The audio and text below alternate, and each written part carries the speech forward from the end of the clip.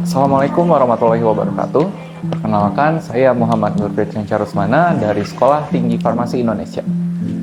Kali ini kita akan membahas mengenai vaksin, salah satu topik yang penting di dunia kesehatan. Vaksin merupakan inovasi medis yang telah menyelamatkan jutaan nyawa. Namun, terdapat satu permasalahan yang hadir di kalangan umat Islam, yaitu terdapat kandungan tripsin babi di dalam proses pembuatannya.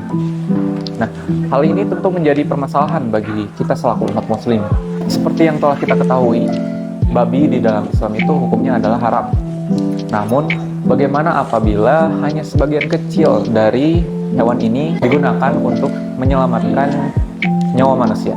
Di video kali ini, kita akan membahas mengenai keterlibatan tripsin babi dalam pembuatan vaksin. Selain itu, kita juga akan menggali lebih dalam mengenai hukumnya di dalam Islam. Namun, sebelum kita mendalami lebih lanjut, kita harus mengetahui dulu apa itu vaksin. Vaksin adalah zat yang dirancang untuk merangsang sistem kekebalan tubuh agar dapat memberikan respon terhadap penyakit tertentu. Pada umumnya, vaksin mengandung virus-virus yang telah dilemahkan atau bagian-bagian dari virus tersebut. Hal ini bertujuan untuk mempersiapkan tubuh ketika terjadinya infeksi oleh virus-virus di masa depan. Sedangkan tripsin babi merupakan enzim yang diambil dari pankreas babi. Tripsin digunakan dalam produksi vaksin untuk proses kultur sel. Enzim ini membantu memecahkan protein menjadi bagian-bagian kecil. Nah, untuk memahami lebih dalam mengenai vaksin dan penggunaan tripsin babi di dalamnya, kami berdiskusi dengan salah satu dosen di Sekolah Tinggi Farmasi Indonesia. Dan bertanya Bapak, kalau tripsin babi itu sebenarnya apa?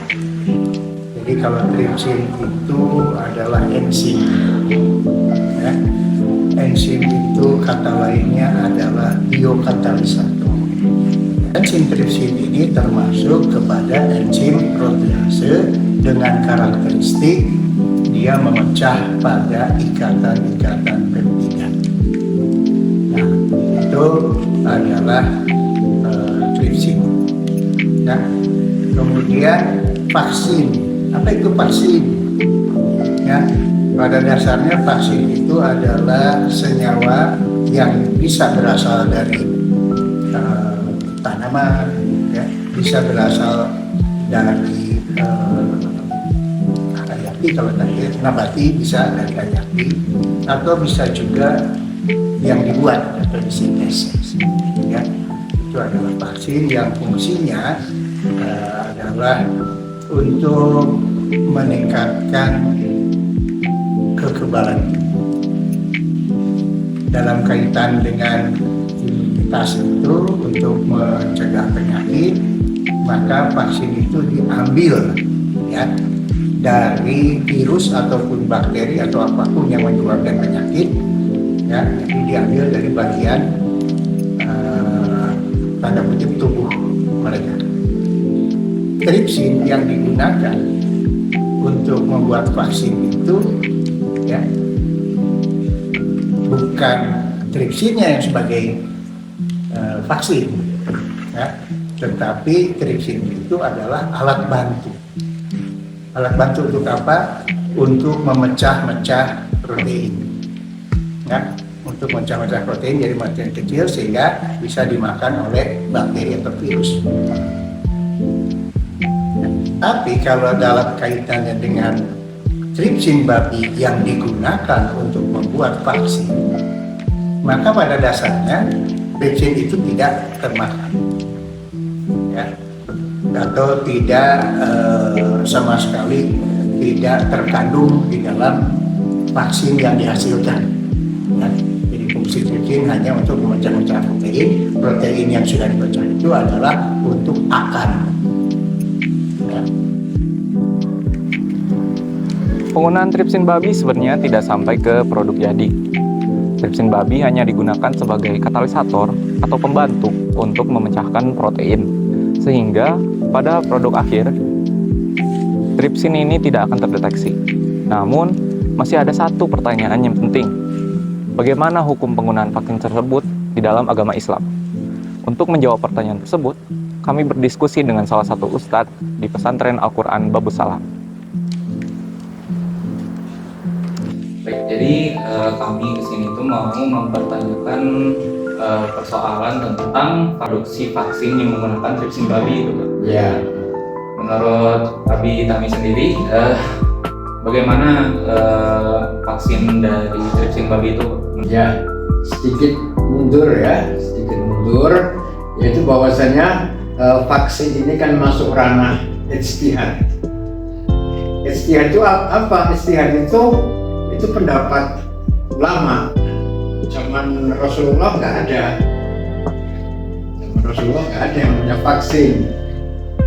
Kemudian sekarang ada, nah itu merupakan ijtihad. Sesuatu yang pada saat itu belum diatur. Nah, dasar ijtihad itu adalah surah An-Nisa ayat 59. A'udzubillahi minasyaitonirrajim. Ya ayyuhalladzina amanu atti'ullah wa atti'ur rasul wa ulil amri minkum.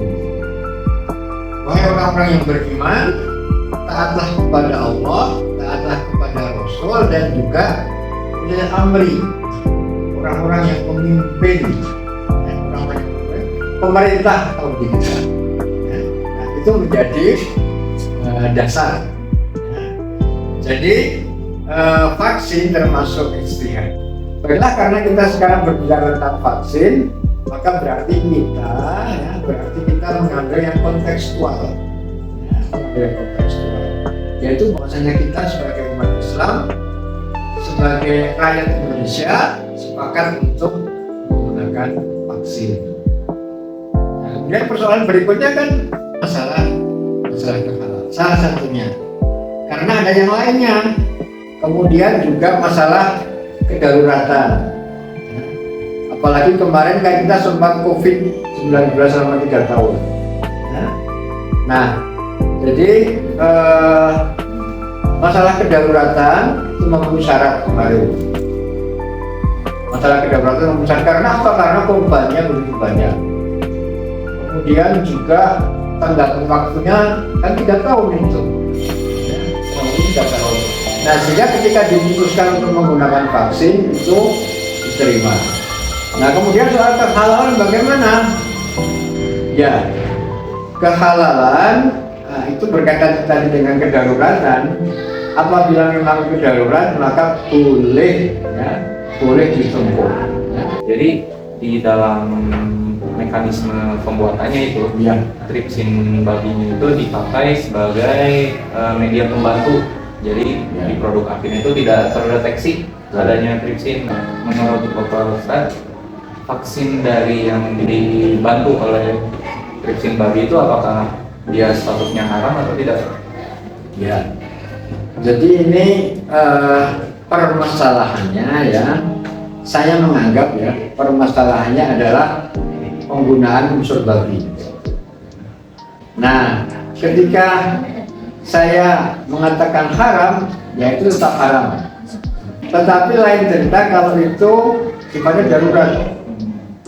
Jadi bagaimana solusinya? Solusinya dicari alternatif yang lain, sekiranya memungkinkan. Jadi, dapat disimpulkan bahwa vaksin yang melibatkan tripsin babi dalam pembuatannya itu statusnya tetap haram. Namun, status keharamannya ini harus memperhatikan dulu kondisi yang terjadi di lapangan. Bila kondisinya darurat dan memang diperlukan, maka vaksin tersebut boleh digunakan. Tak terasa kita sudah di penghujung video. Jika ada salah, baik itu disengaja maupun tidak disengaja, kami meminta maaf. Terima kasih telah menyaksikan. Assalamualaikum warahmatullahi wabarakatuh.